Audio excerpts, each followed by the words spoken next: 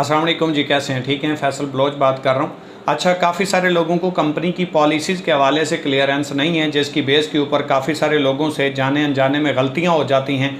तो मैंने कहा ये बहुत इंपॉर्टेंट है, क्योंकि किसी भी सिस्टम को चलाने के लिए मैनेजमेंट का होना बहुत ज़रूरी है। और अल्लाह का शुक्र है, करोड़ा शुक्र है, हम ईमानदारी के साथ काम कर रहे हैं और हमारी मैनेजमेंट और कंपनी के जो CEO हैं उसमें माशाल्लाह बहुत अच्छे खिदमात सर अंजाम दे रहे हैं। और फौरी तौर पे किसी की भी तरफ से कोई डिस्ट्रैक्शन आती है, कंपनी की वायलेशन आती है या कंपनी के SOPs के कोई ख़िलाफ़ जाता है, तो उसे फौरी तौर पे सिस्टम से आउट कर दिया जाता है। क्योंकि हमारा नारा है कि हम एक रियल प्लेटफॉर्म पाकिस्तान में इंट्रोड्यूस करवाएंगे और उसके साथ साथ लोगों को पाकिस्तान में घर बैठे एक कैरियर अपॉर्चुनिटी प्रोवाइड करेंगे।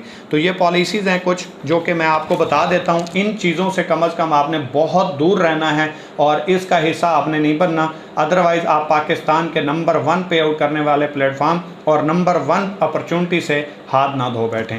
तो नंबर 1 के ऊपर आपने अपना कोई भी सोशल मीडिया के ऊपर अकाउंट बनाना है। फेसबुक के ऊपर, यूट्यूब के ऊपर, इंस्टा के ऊपर, कहीं पे भी आप बनाते हैं तो आप अपने नाम के साथ इकोनेक्स का नाम यूज़ नहीं करेंगे। आप अपने नाम से अकाउंट बनाएंगे और फिर उसके अंदर आप पोस्टिंग वगैरह जो है वो ऑनलाइन वर्किंग, ऑनलाइन अर्निंग के हवाले से कर सकते हैं। आप अपने नाम के साथ इकोनेक्स का नाम यूज़ नहीं कर सकते, जैसा कि फैसल बलोच इकोनेक्स, अली इकोनेक्स, इस तरह का आप नाम यूज़ नहीं करेंगे। जैसा मेरा अकाउंट है फैसल बलोच ऑफिशियल, सेम इसी तरीके से आप अपना कोई भी नाम दे के अपना अकाउंट क्रिएट करेंगे।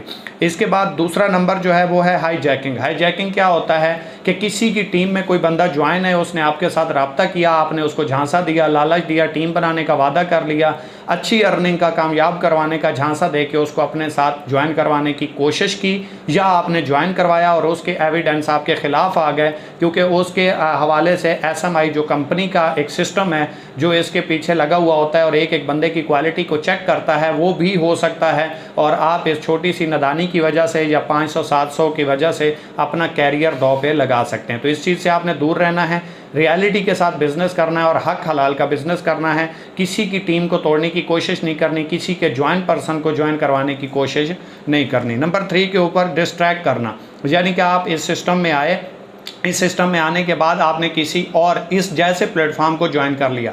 आपका कोई अपना ज़ाती कारोबार है, नो टेंशन, आप कर सकते हैं, लेकिन एक जैसे 2 प्लेटफॉर्म एक टाइम के ऊपर आप नहीं कर सकते। या आप वो करेंगे या आप ये करेंगे। याद रखिएगा, जो लोग हमारे सिस्टम में मौजूद हैं और वो 2-2, 3-3 प्लेटफॉर्म कर रहे हैं, वो उस टाइम तक सेव हैं जब तक उनकी कोई कंप्लेंट्स नहीं आती, उनका कोई एविडेंस नहीं मिलता, या वो कोई इकोनेक्स के लीडर को अपने सिस्टम में इन्वाइट नहीं करते, प्रेजेंटेशन नहीं करते। जैसे ही आपका कोई एविडेंस आ गया या आपके खिलाफ कोई कंप्लेंट आ गई और वो सच साबित हो गई, तो आपको फौरी तौर पे कंपनी एक्शन में लेगी, आपका अकाउंट रिव्यू में चला जाएगा, आप जस्टिफिकेशन देंगे।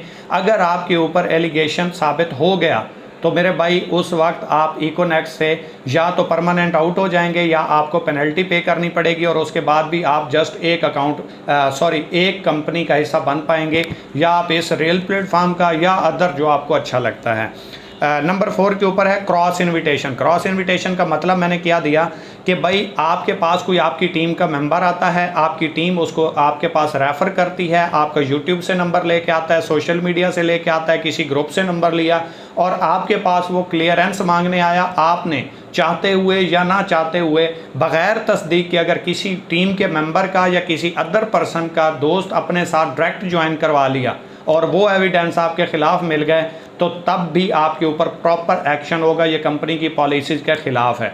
हाँ, अगर कोई ऐसा मेंबर जो आपके पास आता है और वो आपके साथ अपनी मर्ज़ी से ज्वाइन करना चाहता है, यानी कि आपने उसको कोई लालच नहीं दिया, कोई इनविटेशन नहीं दी, वो अपनी मर्ज़ी से करना चाहे और वो भी आपकी कोशिश के बाद, उसका आप रिकॉर्ड लेंगे अब वॉइस के तौर पे और उस रिकॉर्ड करवा के ये उसका बयान आपके पास होना चाहिए कि भाई मैं अपनी मर्ज़ी से, इसने मुझे कोई इनविटेशन नहीं दी, मैं इसके साथ अपनी मर्ज़ी से ज्वाइन करना चाहता हूँ, तो देन इसका कोई दो राह हो सकता है कि आप सेव हो सकते हैं। इसके बाद नंबर 5 के ऊपर है इन्वेस्टमेंट।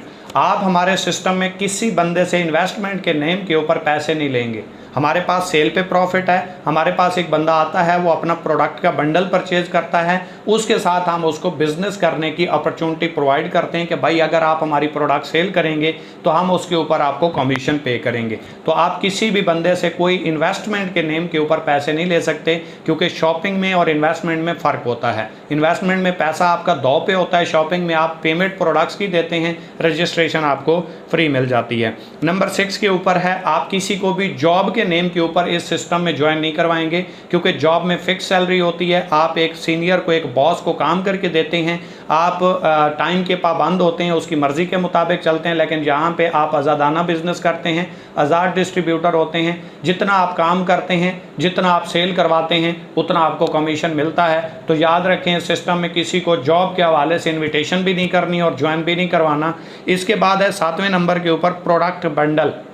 आप किसी को नहीं कहेंगे 7,000, 8,000 या 12,000 या 17,000 या 3,000 लगाएं और महाना इतना कमाएं, बल्कि आप उसको सिंपल तौर पे बोलेंगे कि भाई हमारे पास प्रोडक्ट का बंडल है। आप किसी भी प्रोडक्ट के बंडल से आगाज़ करेंगे, उसकी आपको प्रोडक्ट्स मिलेंगी। उसके बाद आगे प्रोडक्ट्स के जितने बंडल आप सेल करेंगे या जितनी हमारी प्रोडक्ट्स आप सेल करेंगे, उसके ऊपर कंपनी आपको डेली बेस पे कमीशन पे करेगी। तो इसमें आप किसी को भी जो है फिक्स सैलरी भी नहीं बोल सकते, और आपको आप ये भी नहीं लगा सकते कि 3,000 लगाएं, 7,000 लगाएं और इतना, क्योंकि ये इन्वेस्टमेंट होती है और हम इन्वेस्टमेंट के बिल्कुल खिलाफ हैं। हम जेन्युइन प्लेटफॉर्म करते हैं, हम ROI नहीं करते, हम पिरामिड स्कीम के खिलाफ हैं, हम लोगों के जज्बात के साथ खेलने के खिलाफ हैं। हम कहते हैं जेन्युइन प्लेटफॉर्म प्रोवाइड करो, जिसमें दम होगा वो अपना नाम खुद पैदा कर लेगा।